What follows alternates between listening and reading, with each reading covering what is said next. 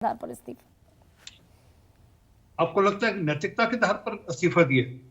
जरा संदीप दीक्षित का बयान सुन लीजिए ना। वो कहते हैं अरविंद केजरीवाल और नैतिकता का कोई दूर दूर का कोई मामला नहीं है, तो दूर दूर तक के कहीं आसपास भी कहीं दोनों दिखते नहीं, परंतु मूल बात पे आते। ये मेरे पास कल के कोर्ट की दोनों जजेस की जो अभी जजमेंट आई कल की, जो थोड़े दिन पहले आई थी, उसमें अंदर लिखा गया कि he will be debarred from entering the chief minister's office and secretariat and signing the files and calling for the meetings and all. ठीक है, उनके उसमें जो सुप्रीम कोर्ट का फैसला, उसमें जब फाइल साइन कर नहीं सकते, कैबिनेट मीटिंग बुला नहीं सकते, अपने दफ्तर जा नहीं सकते, तो उनके पास और रास्ता क्या बचेगी? तो कोर्ट का आदेश का पालन कर रहे हैं वो, उनको उनके लिए मजबूरी है। अच्छा आरपी सिंह, इसमें भी एक छोटा सा लैक ऑफ इंफॉर्मेशन है क्या? आप कह रहे हैं कि फाइल दस्तखत नहीं कर सकते। सुप्रीम कोर्ट ने ये अपने जजमेंट में कहा कि एलजी के दस्तखत के लिए जो फाइल जरूरी है उस पर अरविंद केजरीवाल दस्तखत कर सकते हैं, और एलजी के पास दिल्ली का एडमिनिस्ट्रेटिव ऑर्डर जो कहता है उसमें तो हर फाइल एलजी के पास भेजनी है। That means he can sign on almost every file. मैं रिपीट करता हूं, मैं जजमेंट के पेज नंबर एक मिनट की पेज नंबर 31 से पढ़ रहा हूं। Debars the applicant from entering the office of chief minister and daily secretariat as well as from signing files.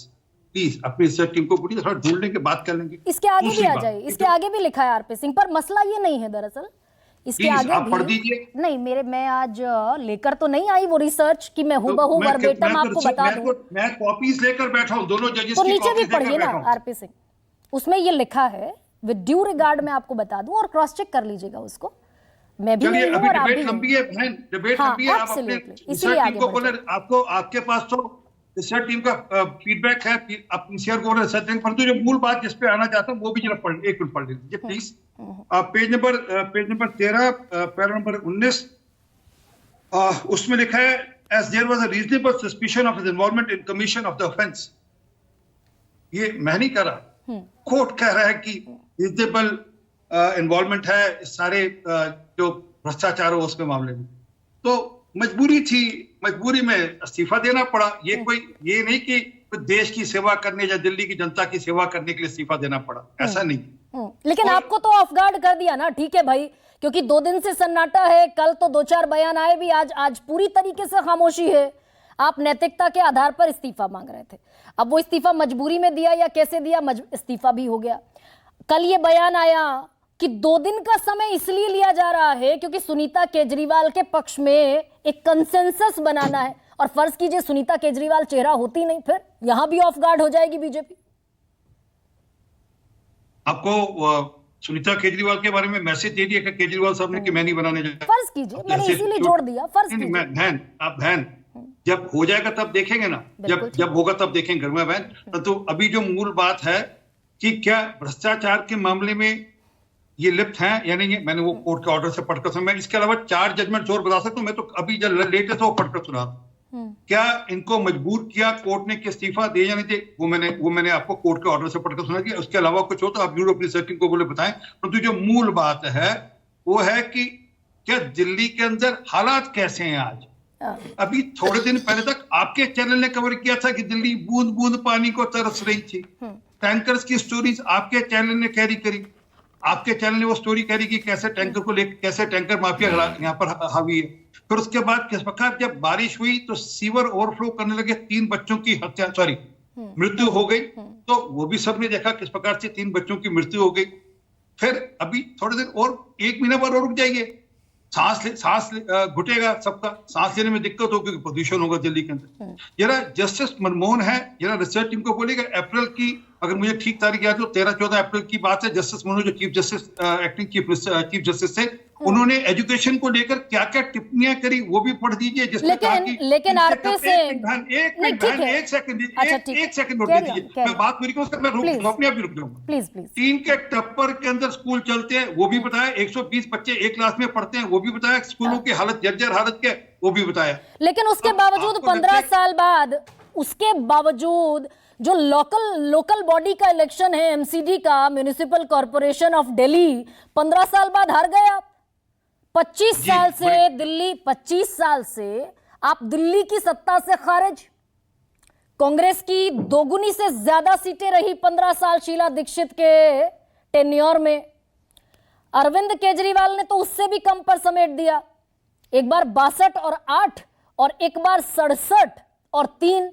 तो 25 साल से तो आप विधानसभा से खारिज हैं और उसके अलावा 15 साल बाद आप एमसीडी से खारिज हो गए। 15 साल बाद, 15 साल तक नहीं, और वो भी खारिज हुए ना 15-20। गरिमा बहन, अब मुझे उत्तर देने देंगे तो अच्छा रहेगा, तो मैं चुप बैठा रहूंगा, कोई बात नहीं। मैं फिंगर ऑन द लिप रखूंगा, मास्टर नहीं है मेरी क्लास की, क्यों बैठा रहूंगा, मुझे कोई दिक्कत नहीं, बड़ी बहन है मेरी, चुप रह सकता हूं मैं।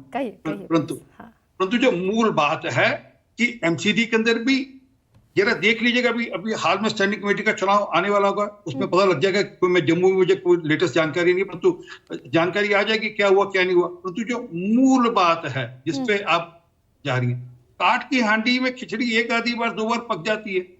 अब की बार लोग इस काट की हांडी के अंदर खिचड़ी पकाने वाले नहीं, और लोग समझ चुके हैं कि केजरीवाल का मतलब क्या है। अच्छा, वो काट की हांडी 2015 में भी पक गई, 2020 में भी पक गई, 2022 में भी पक गई। काट की हांडी तो एक बार चढ़ती है, 3 बार चढ़ गई इनकी। जी, मैं बोल दूं, जवाब दे दूं? हाँ कहिए सर। इसके बाद दिल्ली में काट की हांडी चढ़ने वाली नहीं है, क्योंकि दिल्ली की जनता समझ चुकी है कि एक के साथ एक शराब की बोतल नहीं चाहिए। हर गुरुद्वारे, मंदिर, नहीं, मुझे इस बात का जवाब दीजिए ना आरपी सिंह भाई, अगर इतने भ्रष्टाचारी हैं तो ये 25 साल से तो आप एक जगह से खारिज, विधानसभा से, और 15 साल बाद आपको एमसीडी ने भी खारिज कर दिया। एमसीडी तो बपौती थी बीजेपी की, 15 साल तक सत्ता रही, खुद मैंने कवर किया दिल्ली का एमसीडी इलेक्शन। जी धन्यवाद।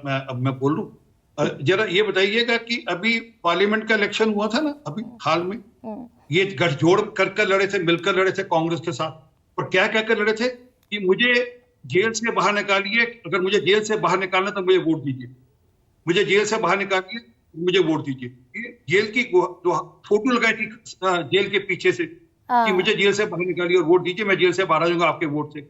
इसी प्रकार इस बार ये कह रहे कि मैं ईमानदारी के नाम पे वोट मांगने जाऊंगा। मैं जानती थी आरपी सिंह कि आप लोकसभा पर आएंगे, लेकिन आप बड़े प्रबुद्ध प्रवक्ता हैं और जानते हैं भाई लोकसभा और विधानसभा के बैटल ग्राउंड्स अलग होते हैं।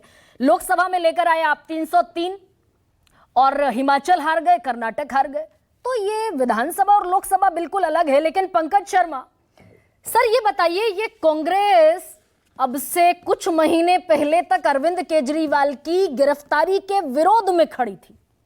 जुम्मा 8 दिन पहले अलायंस की ताकत की हुंकार भर रहे थे हरियाणा में, राहुल गांधी कह रहे थे भाई इंडिया एकजुट दिखना चाहिए। ये कंप्लीट सन्नाटा है।